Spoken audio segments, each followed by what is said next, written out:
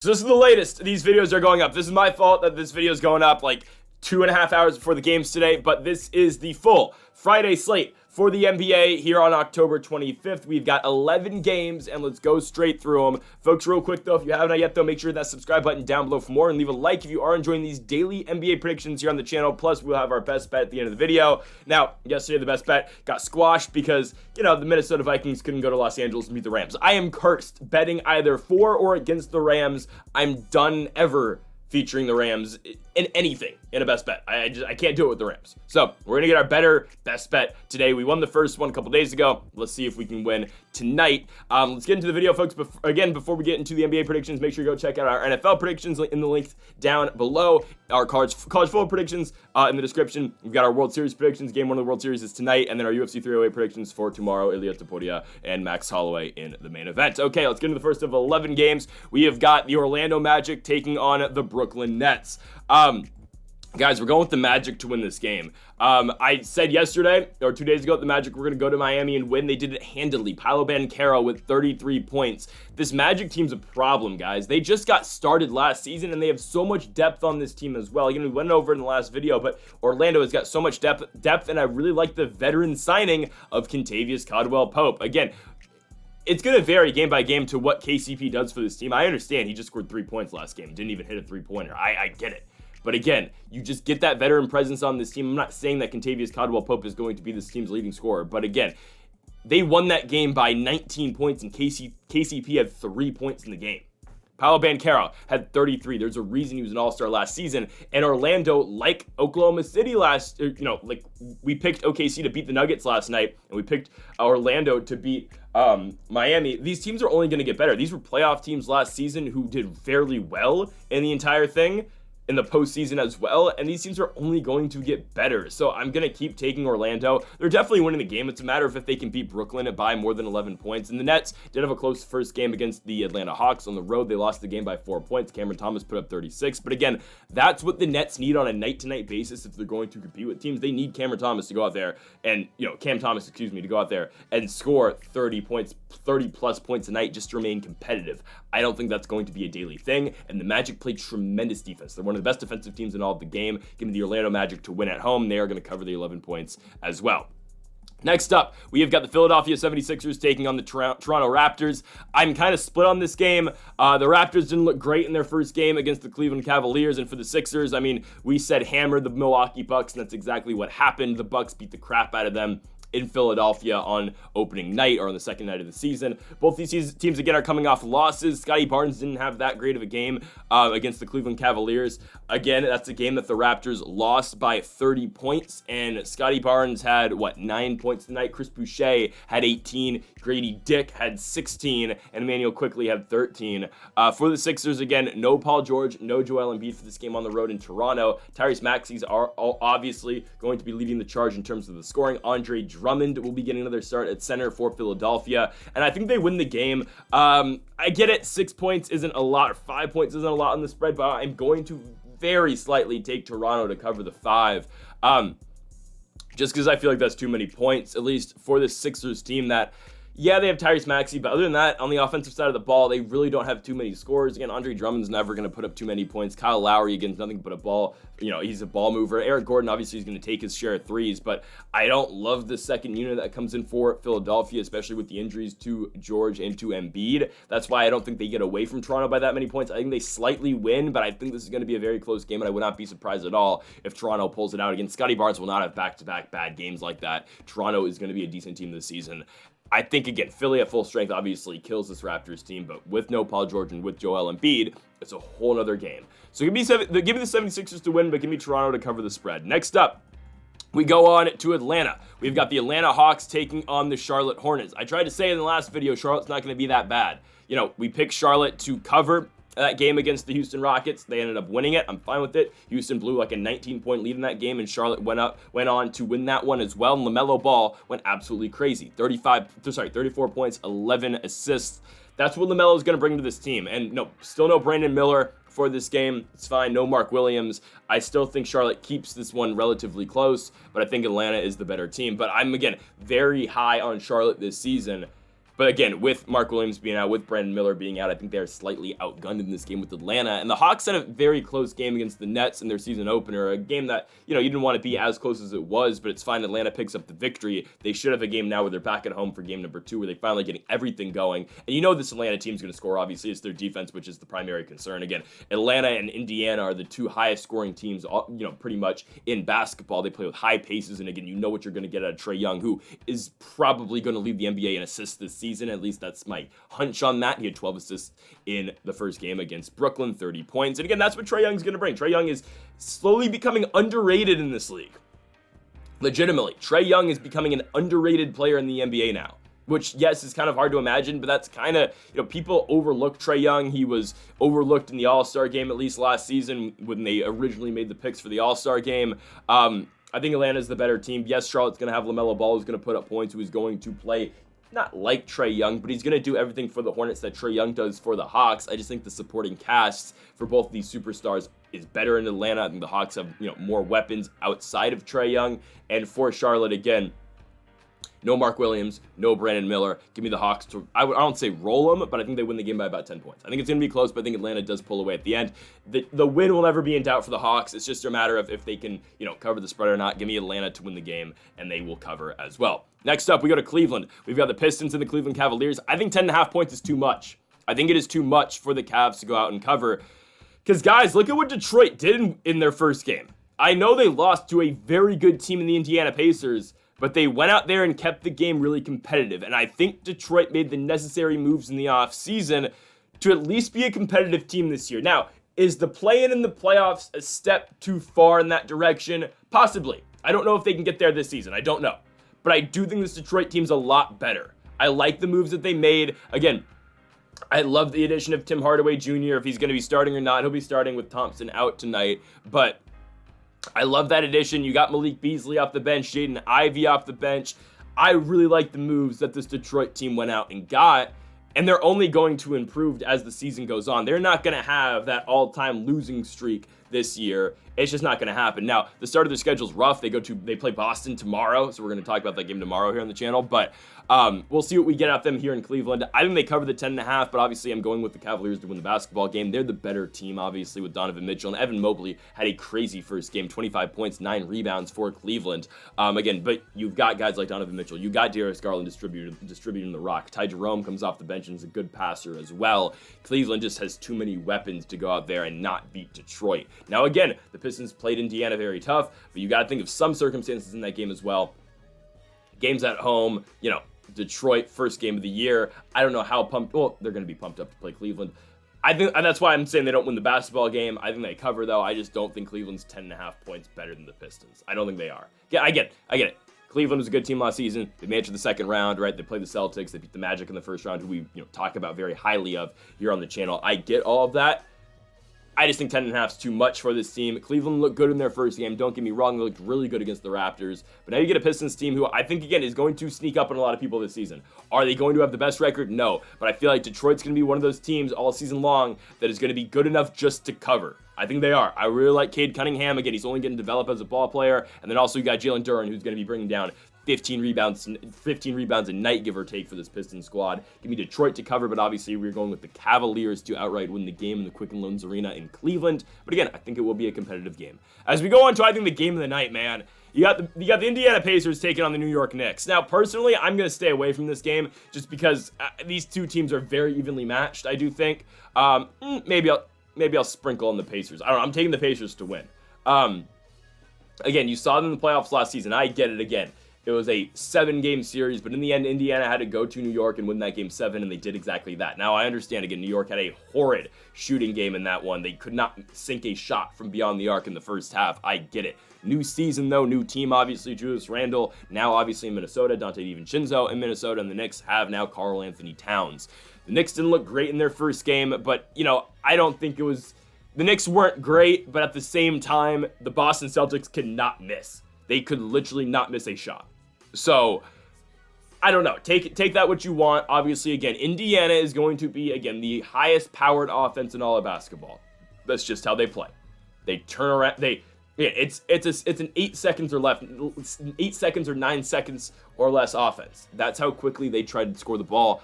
And it works, right? It works. We will see how the Knicks adjust after that first game in Boston. Again, I don't think it is as much as the Knicks. I don't think it's that much of the Knicks are just bad. I just think they ran into a very good team. But it's something to note. No Precious Achiuwa tonight. No Mitchell Robinson tonight. Jericho Sims obviously is going to be the backup 5 like he was on opening night. But their bigs are lacking depth. And Mikal Bridges, again, had a horrible first game. I don't think he'll be as bad in the second one, but I do think it's going to take the Knicks some time. Again, you've got 2 new starters on this team, and for Indiana, again, this is the same starting 5 and really the same core 10 guys that they had last season. Tyrese Halliburton, Andrew Nembhard, Aaron Nesmith, Pascal Siakam, Miles Turner, TJ McConnell, Ben Shepherd, Benedict Mathurin, Obi Toppin, Isaiah Jackson. I mean, these are all the same guys. You know, if you want to go further into their depth, again, Jarris Walker. You know, like it's the same guys that Indiana, they brought back the entire team. Again, you want to know the teams I'm very high on this season: the Indiana Pacers, the Los Angeles Lakers. I'm super high on the Lakers this season, and I will get to that in a minute.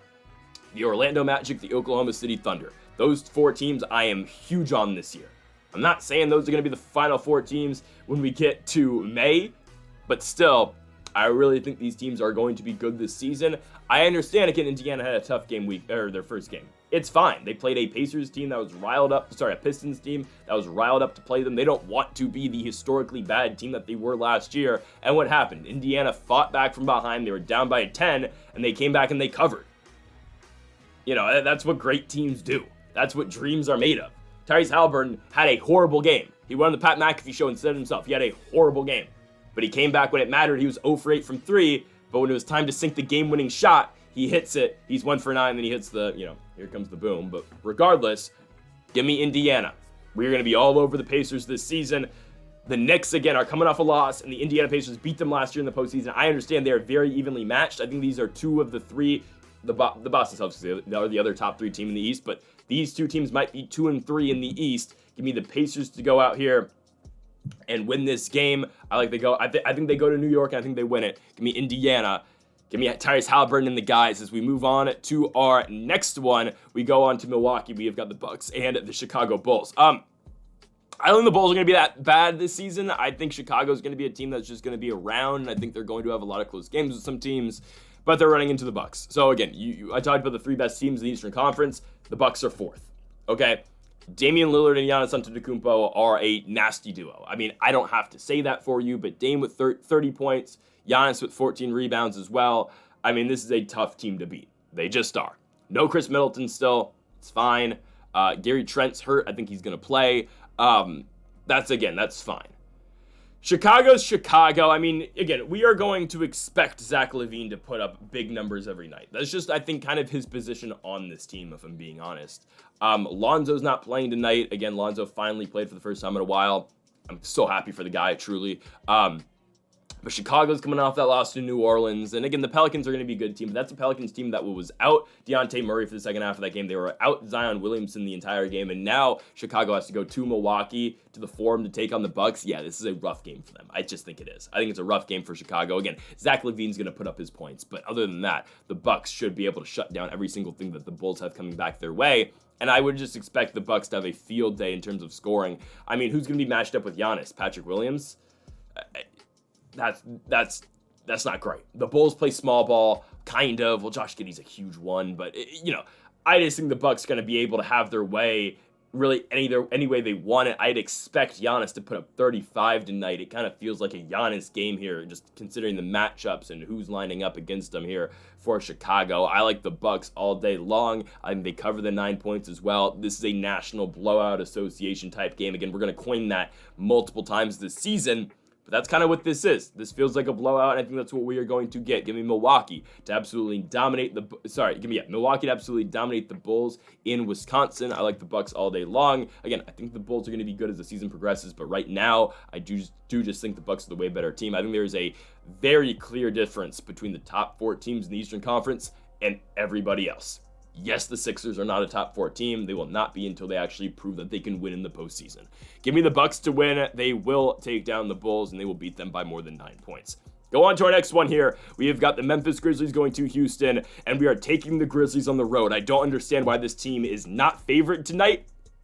I don't get it. I get Jaren Jackson is out. That is fine. Santi Aldama had a very good first game for this Grizzlies team. A tremendous first game. I get it. Luke Kennard's out. Vince Williams is out. That's fine. That's fine.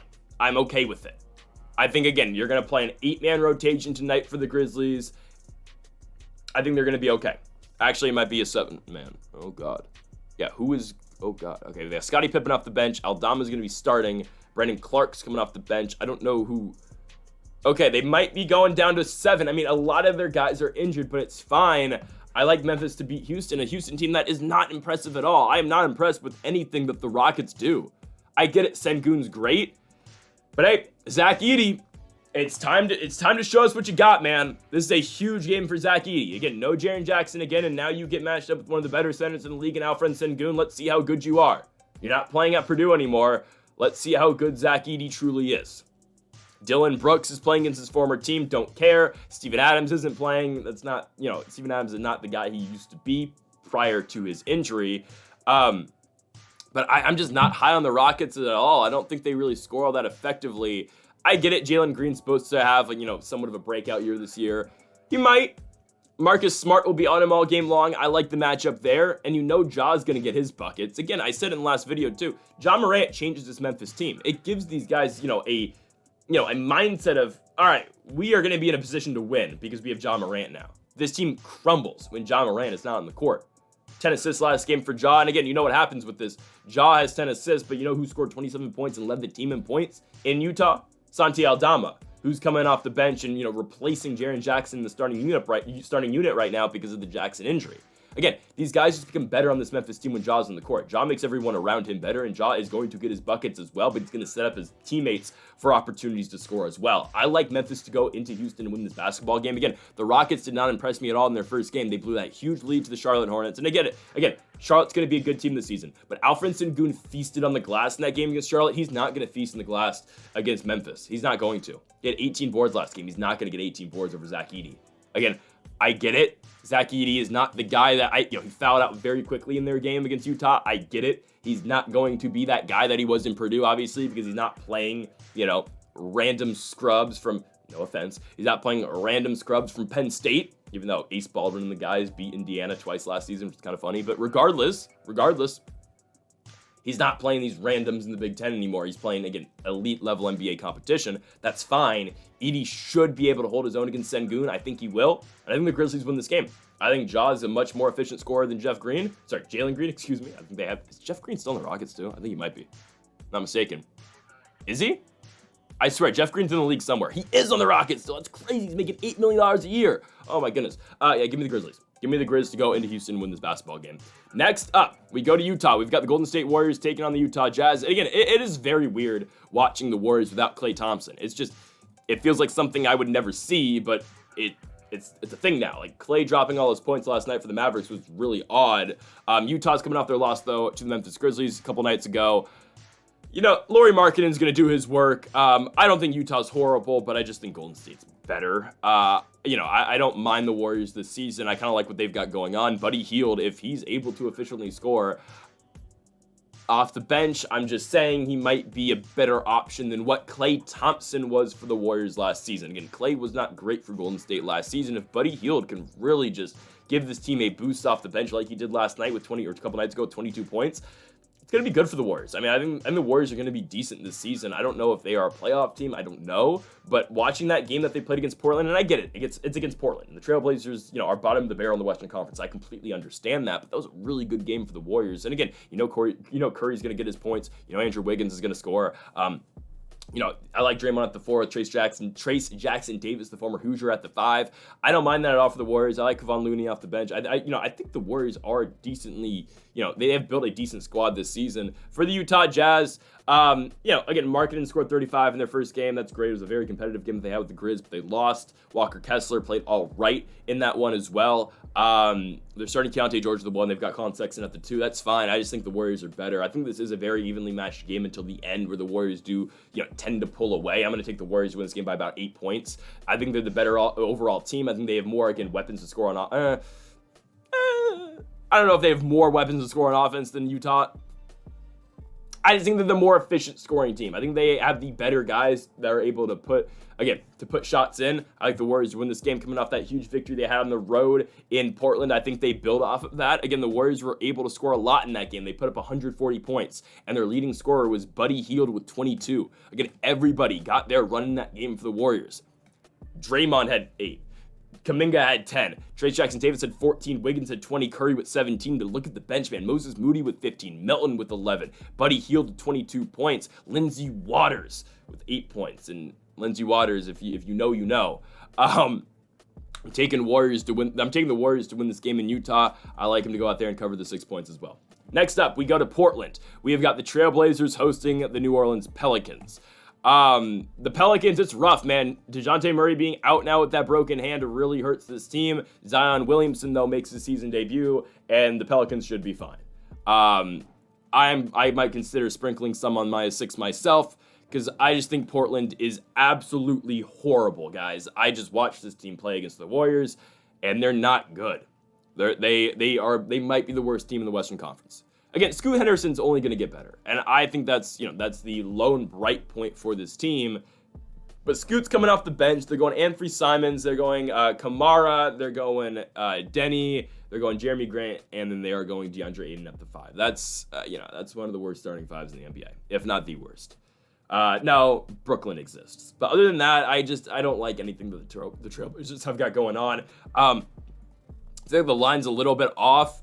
Just because, DeJounte Murray's out. But the Pelicans were able to win, again, without him at the end of that game and with Zion not even playing.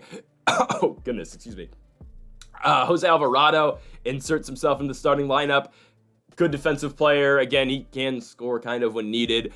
But, you got a very good defensive player in Herbert Jones at the 4. You got Brandon Ingram, CJ McCollum, Zion Williamson. Yeah, the Pelicans should absolutely have their way. Again, they are a little bit lacking in depth, but that's fine. I think they absolutely dominate Portland, and I don't think this game's competitive. This is a National Blowout Association game. Getting 6 points in this one's insane to me. Give me the Pelicans to absolutely dominate. As we go on to our final game, it's the Los Angeles Lakers and the Phoenix Suns. I absolutely love the Lakers in this spot. Absolutely. This is a big game for the Lakers to go out and win. This is their chance to go 2-0 for the first time in like 10 years. It's a massive game for the Lakers, and I think they absolutely take advantage of it.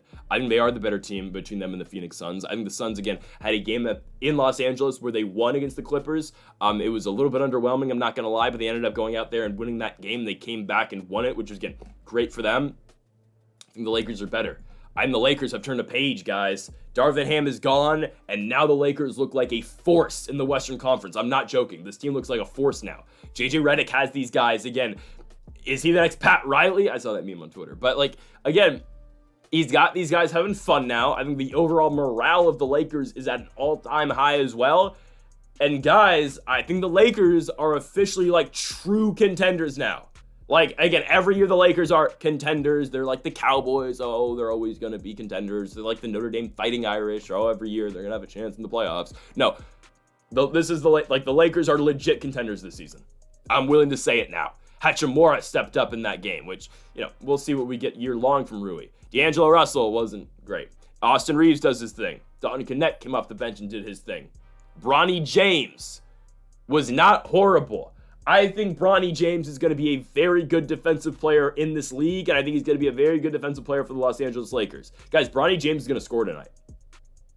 They will get Bronny his first points before he goes to the G League. He's going down to the G League for the road trip for 5 games. He's coming right back up. The Lakers will get Bronny his first points tonight, and it's going to come off a LeBron James assist.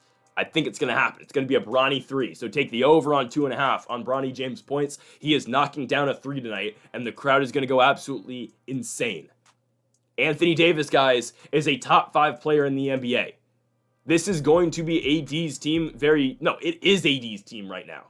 This is Anthony Davis's team. LeBron, again, is still an elite player in the NBA as well, but this team is now centered around Anthony Davis, and it should be, because that's how good he is. And Anthony Davis, guys, is going to show this season why he is not just one, he's going to be an MVP candidate, and why he can be a superstar in this league that can push a team to a championship. That's how good AD is. Nurkic, who doesn't play AD all that badly, I'm not going to lie, I think is going to be in trouble. And I think AD finally goes in there and absolutely dominates Nurkic. And again, the Suns are a good team. D-Book, Beal, KD, Grayson Allen coming off the bench is going to hit his shots. I get it. I like the Lakers at home. The Lakers don't play the Suns all that badly. I think at home they win this game. Again, they beat them last year in the in-season tournament. I know that was a long time ago, but I think the Lakers win this game. They've got all the momentum on their side. They beat a good Timberwolves team who's coming off a win over Sacramento last night, which we said was going to happen. I love the Lakers in this spot. I like the Lakers all season long. I think they go out there and win this game. Again, this is Anthony Davis's team. LeBron's going to do everything that's going to help AD and assist him in making it his team. AD last game, 36 points, 16 boards. Again, he is an elite player in the NBA. As long as he stays healthy like he did last season, Anthony Davis is going to be in the MVP race, and I'll make the case he should win the MVP this season. Give me the Lakers to win. They will take down the Suns. We're getting to 1.5. You can take the money line. I like the Lakers a lot tonight. On to our best bet. We got screwed last night because of the Vikings. We had our other leg, which was the Dallas Mavericks beating the San Antonio Spurs. Our best bet is going to be the Memphis Grizzlies. Okay, I get it. Jaren Jackson's out. That's fine. The Grizzlies looked fine without Jaren Jackson in their first game. They looked all right with him. I think they're going to be okay tonight. I think Houston's coming off a bad loss. I will say it's a bad loss last game. They get the Grizzlies at home. Guys, the Grizzlies were able to score efficiently against Utah. I get the Jazz don't play the best defense, but Santi Aldama had 27 points, who again is stepping into the starting rotation for Jaren Jackson Jr. John Morant with 22. Desmond Bane with 24. Like, these guys are going to these guys are going to score. Santi Aldama does something that Jaren Jackson doesn't do as well, obviously. I mean, again, Jaren Jackson plays way better defense. I completely get that. But Santi Aldama is going to stretch the court, and he's going to force the Houston Rockets to play him on the outside. We'll see. Again, the big deciding thing for me is if Zach Edey can have his way in this game against Alfred Sengun. I don't think he's going to be dominant against Sengun, but I just want him to compete. I want him to keep us competitive down low.